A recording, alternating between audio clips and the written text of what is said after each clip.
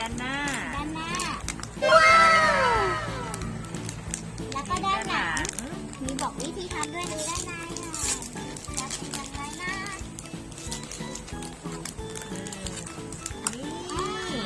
มันก็จะเป็นอย่างนี้เป็นรูปยาฮูอุ้ยแล้วก็มีช้ช้ออน กับผงแล้วก็แยมแล้วก็น้ำแล้วอันนี้น่าจะเป็นผงป๊อปแป๊กเวลาเอาภูเขาไฟไว้ในนี้ข้างในมีเท่านี้อันนี้เดี๋ยวเรามาลองทำกันเลยนี่มีน้ำแกะได้ป่ะน้ำเยอะเลยเรามาความวิเด้งมากเลยอ่ะ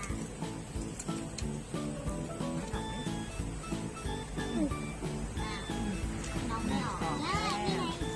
เด้งเลย แล้วก็ใส่ผงอันนี้ใส่ผงนี้ก่อนนะ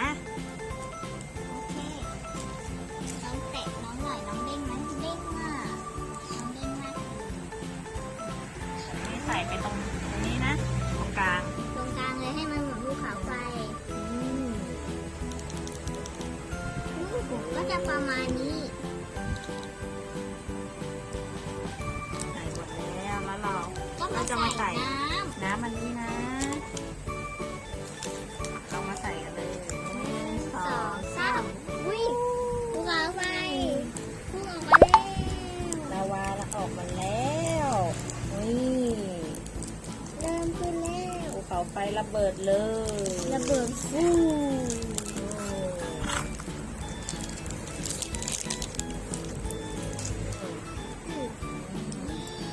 เด้งๆเลย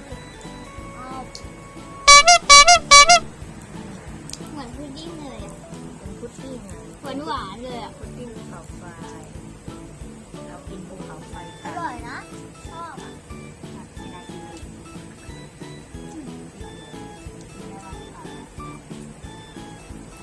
เด้งๆเด้งๆเลย ลองมาหยุดมากอร่อยเลย เรากินน้ำหน่อย